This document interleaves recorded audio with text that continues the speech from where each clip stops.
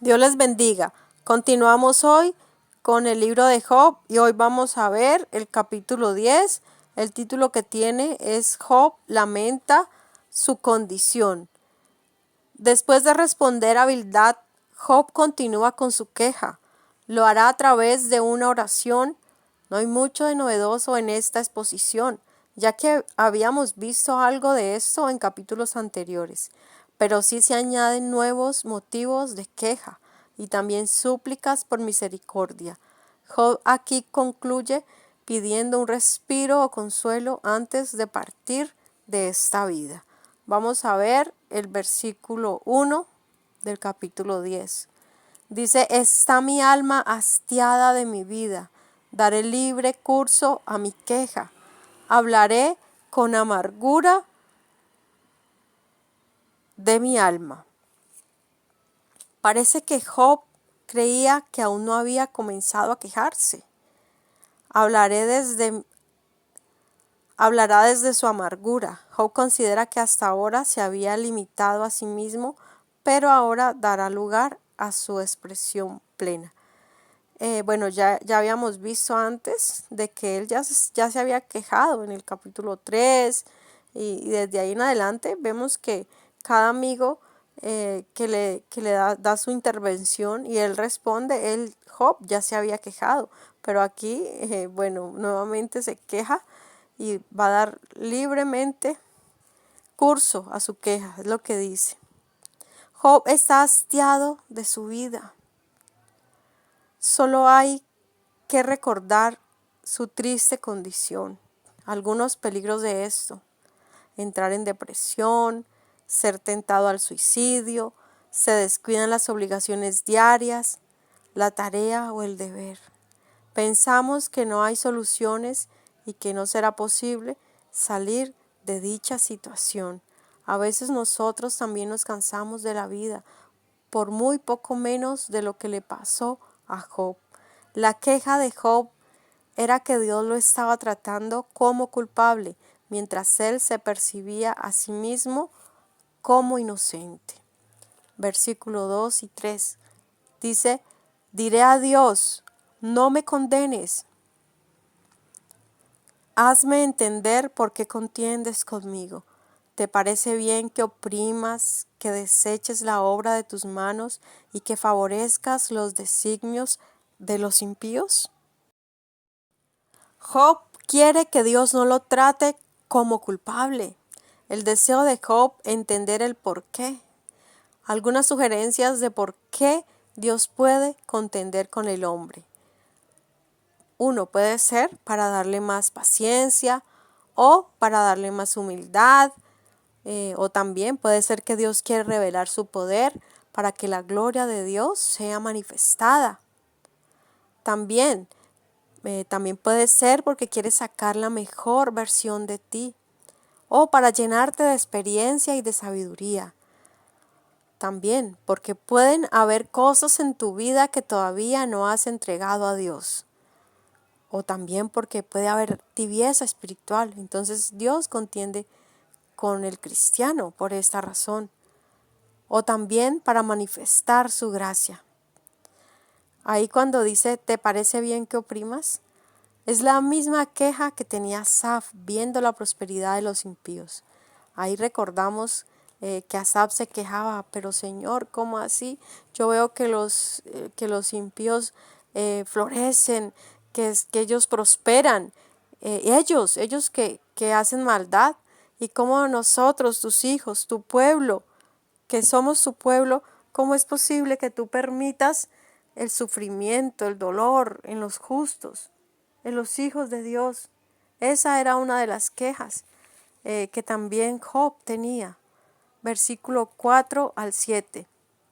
Dice, ¿tienes tú acaso ojos de carne? ¿Ves tú como ve el hombre? ¿Son tus días como los días del hombre o tus años como los tiempos humanos? Para que inquieras mi iniquidad y busques mi pecado. Aunque tú sabes que no soy impío y que no hay quien de tu mano me libre. Bueno, entonces Job allí dice, hace una pregunta a Dios: ¿acaso tú tienes ojos como los ojos de carne, ojos humanos? Job comprende bien que los ojos de Dios no son como de los seres humanos, que a veces solo nos basamos en sospechas, como sus amigos, que estaban juzgando solo por lo que podían ver sin ninguna evidencia. Dios puede ver más allá de las apariencias. En el libro de Apocalipsis nos dice que Jesús tiene su mirada, sus ojos son como llamas de fuego, una mirada penetrante, clara, que permite ver a través del físico. Dios dice la palabra que el hombre mira lo que tiene por fuera, pero Dios mira el corazón. ¿Por qué? Porque Dios ve y sabe y conoce todas las cosas. No son los ojos de Dios, hablando ahí un antropomorfismo, no son limitados como los ojos humanos, que solo podemos ver el exterior. Dios puede ver el interior. Sin embargo, el Cristo encarnado, al hacerse como uno de nosotros, pudo mirar con ojos de carne, pudo entender las limitaciones humanas y pudo simpatizar con nosotros, y capaz de mirarnos con los ojos de un hermano. Qué maravilloso saber esto, que Jesús comprende aún nuestra mirada, pudo ver a través de los ojos de un ser humano. Así es de que Él conoce bien esta limitación del ser humano. El hombre de corta vida debe apresurarse para investigar y poder castigar el crimen, pero Dios es eterno y además conoce todas las cosas. Dios no necesita torturar a nadie para obtener una confesión. Allí una palabra impío significa apartado de la piedad. Bueno, Dios es omnipotente. La angustia de Job distorsionaba su percepción de Dios y pensaba que Dios estaba abusando de esa omnipotencia al tener preso a un inocente, solo porque sabe que no hay quien pueda librarlo de su mano. Versículo 8 y 9 dice: tus manos me hicieron y me formaron, y luego te vuelves y me deshaces. Acuérdate que como a barro me diste forma, y en polvo me has de volver. Aquí Job está manifestando, el patriarca se describe a sí mismo como hecho directamente por la mano de Dios. Dios es el que nos formó, pues nuestros padres solo fueron el instrumento que Dios usó para esto. Dios creó y no abandona su creación, Él en su providencia. Dios siempre tiene esa providencia para toda su creación. Esto quiere decir de que Dios no abandonó a su suerte, a todo lo que Él creó, sino que Él cada día trabaja en beneficio de su creación. El cuerpo es moldeado como el barro en el libro de Génesis, así como la arcilla es moldeado por el alfarero. Eso está en Génesis 2:7. Dice, y luego te vuelves y me deshaces. Job sentía que Dios quería deshacerlo, pero lo que Job no sabía es que Dios había prohibido a Satanás tocar su vida. Mire que el reclamo de Job es que, ¿cómo así? Tú me formaste, así como el barro, como el alfarero moldea la arcilla, así tú me formaste, me hiciste. Y dice, y luego me vas a convertir en polvo otra vez, ¿cierto? Él tiene esa queja contra Dios, pero él no sabía que Dios había prohibido a Satanás que tocara su vida. Eso no lo sabía Job. Versículo 10 dice, ¿no me vaciaste como leche y como queso me cuajaste? Bueno, esa es una imagen de la formación del embrión de una sustancia pequeña y líquida y luego la convirtió en algo más sólido, coagulado. Bueno, esta explicación es, hay un comentarista que dice que este versículo lo comentó en latín y no se molestó en traducirlo al español y no se disculpa por eso, ¿sí? Pues ahí lo que está hablando es pues bueno, esa sustancia lechosa, ¿cierto? Llamémoslo así, proveniente del hombre, y luego como de allí, de ese líquido, hace algo que se convierte, que como que coagula, ¿cierto? En algo sólido. Bueno, eso es lo que quiere decir allí Job. Versículo 11 y 12 dice así: me vestiste de piel y carne y me tejiste con huesos y nervios. Vida y misericordia me concediste y tu cuidado guardó mi espíritu. Todo el cuerpo está tejido y compactado de piel, de hueso, carne, tendones, todo en una prenda delicada y bien elaborada. Los huesos y los tendones sirven para proteger las partes más vitales, los órganos como el cerebro, el corazón, el hígado, etcétera. Todos estos órganos vitales, importante que estén bien resguardados. El desarrollo del embrión es otra forma misteriosa y benéfica de las operaciones de Dios.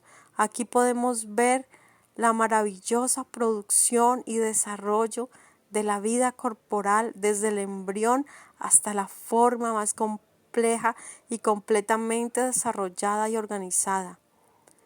Job agradeció a Dios por 3 cosas. Primero, por la vida, que es un favor divino. También por la misericordia, y también por la visitación divina. Todo esto forma parte de la providencia de Dios. Entonces, ¿por qué cosas agradeció Job? Por la vida, segundo, por el favor divino o la misericordia, y tercero, por la visitación divina, es decir, la providencia de Dios. Versículo 13 dice: estas cosas tienes guardadas en tu corazón, yo sé que están cerca de ti. Job sabía que Dios tenía el conocimiento de todas las cosas y piensa que Dios planeaba, cuando le estaba formando, acecharle de cerca en todo momento, y si le encontraba culpable en algo, no perdonarle. Bueno, podemos notar primero la naturaleza de la carne es dar una interpretación errónea de los tratos de Dios. Y segundo, el objetivo de Satanás es mostrar a Dios como arbitrario, tiránico y cruel. Nosotros sabemos que a los que aman a Dios, todas las cosas les ayudan para bien, y también que los planes que Dios tiene con nosotros son planes de bien y no de mal. Pero recordemos que nosotros ya sabemos por el capítulo 1 y el capítulo 2 lo que estaba tras bambalinas. Por eso debemos empatizar con Job. ¿Por qué? Porque Job no sabía, Job no tenía ni idea. Y yo creo que a nosotros nos hubiera pasado lo mismo, o nos pasa a veces. Nosotros en medio de las pruebas, nosotros no entendemos y solo nos preguntamos, ¿pero por qué? ¿Pero por qué? Y no comprendemos y como que pataleamos, ¿cierto? Nos quejamos y bueno, todo esto. Pero si supiéramos cuál es el propósito de la prueba, o si supiéramos el tiempo de caducidad de la prueba, estaríamos tal vez más tranquilos, más pacientes, bueno. Pero de igual manera, aunque no sepamos muchas veces el porqué de las pruebas, ni cuánto tiempo va a durar, ni cuál será el fin de todo esto, nosotros sí tenemos ya la revelación completa de lo que es el Evangelio.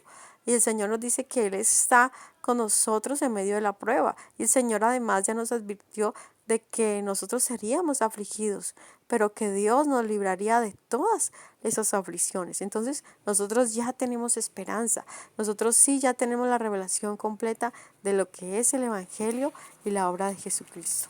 Versículo 14 dice: si pequé, tú me has observado y no me tendrás por limpio de mi iniquidad. Recordemos que Job se siente bajo la lupa divina, que todo el tiempo Dios lo observa y registra cada pecado. Eso ya lo habíamos visto antes, ¿no? Que Job llama a Dios como vigilante, que lo está mirando, que sus ojos están sobre él en todo momento, evaluándole constantemente. Así se siente Job bajo la lupa divina. Versículo 15 y 16. Si fuere malo, ¡ay de mí! Si fuere justo, no levantaré mi cabeza, estando hastiado de deshonra y de verme afligido. Si mi cabeza se alzare, cual león, tú me cazas y vuelves a hacer en mí maravillas. Bueno, Dios es retratado aquí como un león que persigue su propia presa. Dice allí en el versículo 15 que si fuere malo, ¡ay de mí! Bueno, esa palabra ¡ay! Significa dolor, implica un dolor, un sufrimiento mayor. Pero él dice, pero si fuere justo, no levantaré mi cabeza. ¿Qué quiere decirnos con esto? Bueno, Dios es retratado aquí como un león que persigue su presa. Job siente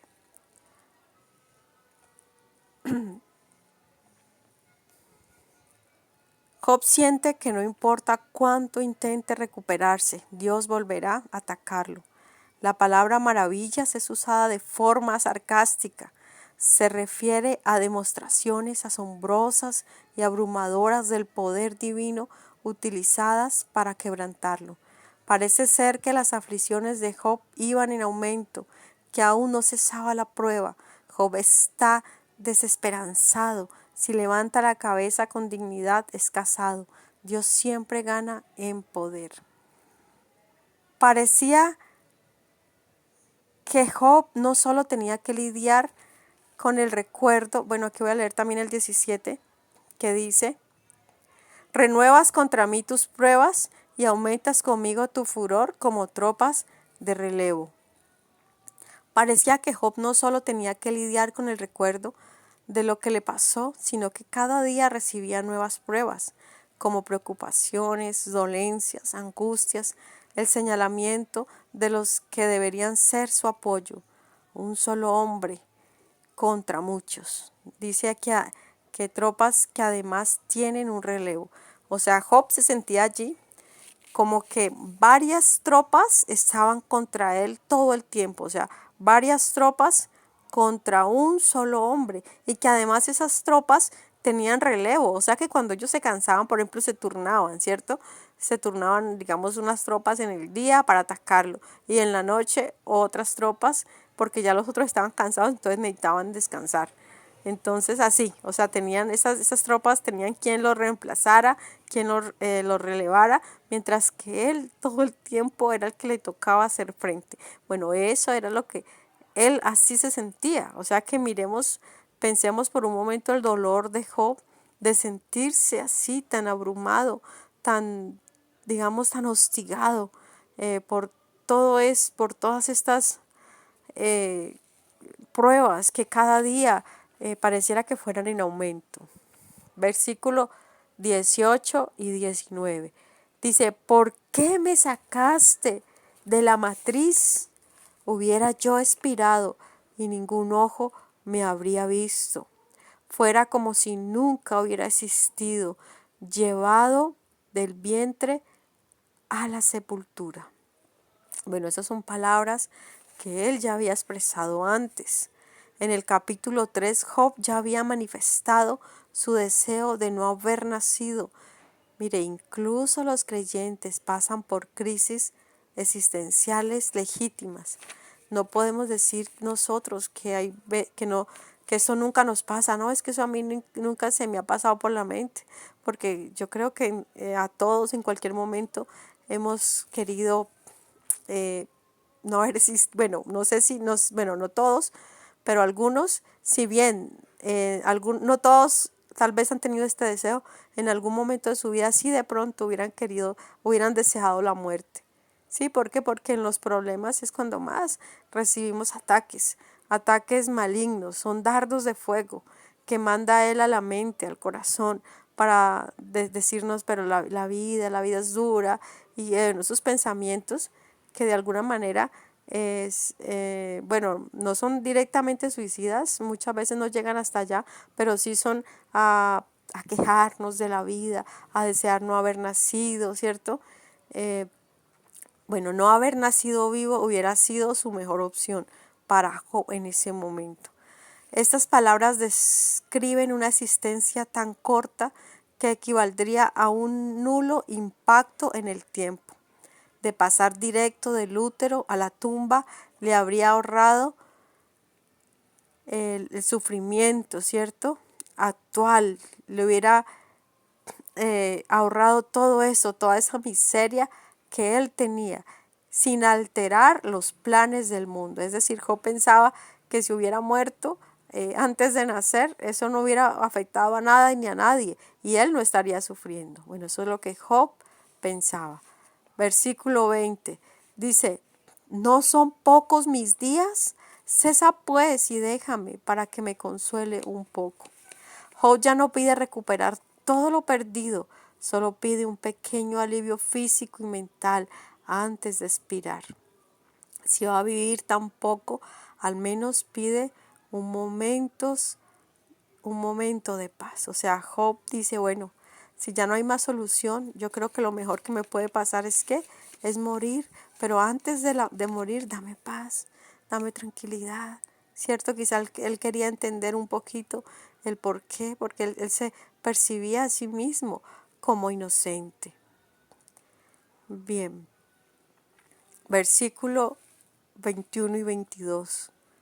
Dice, antes que vaya para no volver a la tierra de tinieblas y de sombra de muerte, tierra de oscuridad, lóbrega, como sombra de muerte y sin orden, y cuya luz es como densas tinieblas.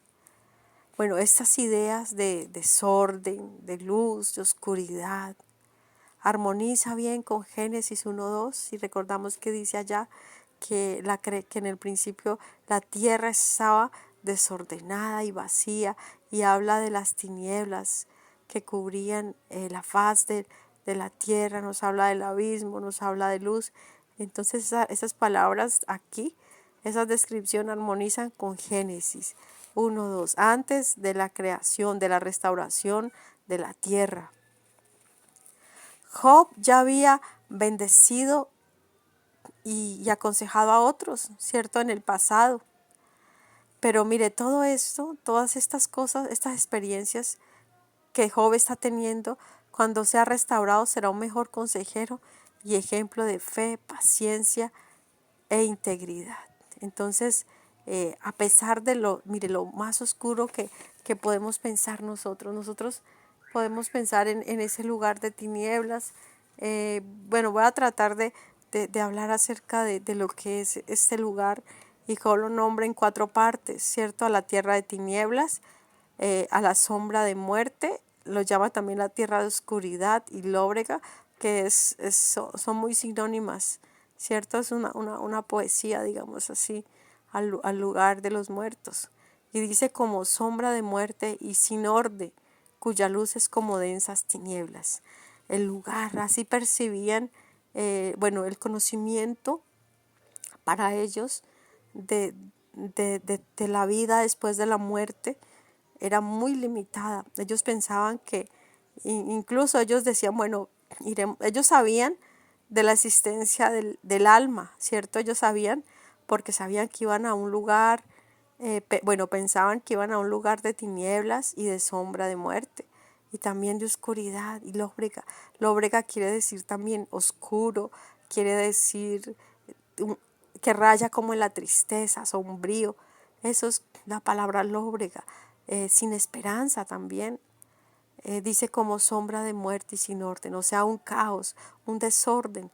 Allí se nos describe el lugar de los muertos con todo eso. Dice la luz es como densas tinieblas. Es una gran paradoja hablar de luz como tinieblas, ¿cierto? Es decir, que las tinieblas son tan grandes que se pueden palpar, se pueden tocar las tinieblas en ese lugar. Es el lugar para los que mueren sin esperanza. Pero mire, hay algo que dice aquí, antes que vaya para no volver. Es cierto que los muertos, tanto los que mueren ahorita en nuestro tiempo, después de Cristo, mueren sin Cristo o mueren con Cristo, ya los muertos no saben nada de lo que pasa acá en el plano terrenal, en la tierra, en esta dimensión.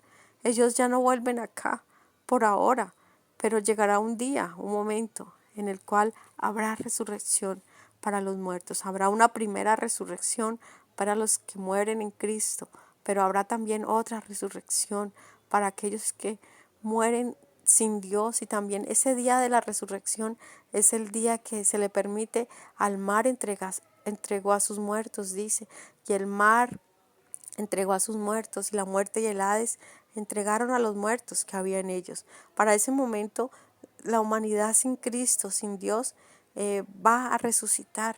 O sea, va a haber una resurrección, tanto para justos como para pecadores.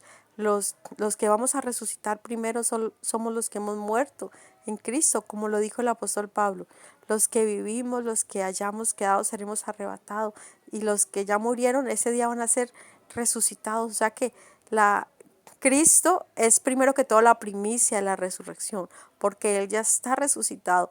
Luego de eso, los cristianos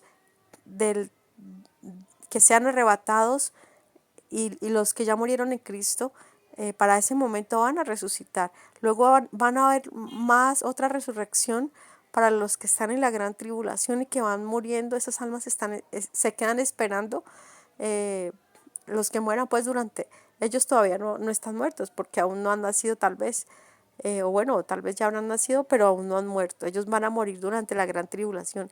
Para ellos va a haber otro momento en la resurrección, o sea que son como turnos en las resurrecciones. Lo dice eso en el libro de Corintios, el apóstol Pablo menciona esto. Entonces hay una esperanza de resurrección y nosotros sabemos que el alma no duerme, el alma no está como en un sueño profundo, no. El alma está viva, está consciente, sea en el lugar de tinieblas o en el lugar de luz. Los que mueren en Cristo están en ese sitio, es como un sitio de espera para los salvos, para los redimidos. Están también esperando, sí, están esperando el momento glorioso. Bueno, entonces aquí nosotros ya sabemos que aquí estos dos versículos últimos se ven sombríos y como sin esperanza. Pero nosotros sabemos ya que en Cristo hay esperanza y nos habla de una patria celestial. Dice la Biblia que donde no habrá necesidad, que la ciudad no tiene necesidad de sol ni de luna, porque la gloria de Dios ilumina. Entonces mira el contraste entre este lugar de tinieblas que existe. Claro, los que mueren sin Cristo van a ese lugar de densas tinieblas, y el contraste entre la morada eterna, entre la Nueva Jerusalén, para los redimidos por Cristo. Para ellos no habrá más llanto, ni más tristeza, ni más dolor. A nosotros que ya tenemos esa revelación, nos consuela saber que no habrá más dolor ni más sufrimiento para nosotros. Bien, Dios permite que expresemos nuestras angustias y dudas más profundas. A pesar de todo, Job sigue siendo un ejemplo de fe, pues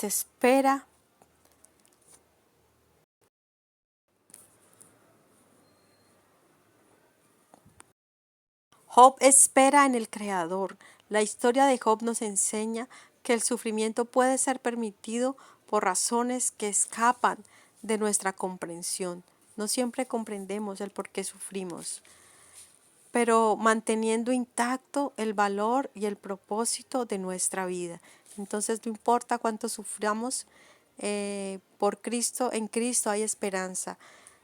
Y Dios le permitió, sí, le permitió Dios a Job que él se quejara, que él sacara, digamos, todo eso, sí. Eso nos vemos que Dios se lo permitió y Y digamos así, Dios no trató de ocultar eso o de tapar eso, esas quejas. No, Dios no censuró las palabras de Job. Bien, entonces Job fue y seguirá siendo un ejemplo de fe, de paciencia y de integridad a Dios. Bien, entonces con eso terminamos con este capítulo. Dios les bendiga.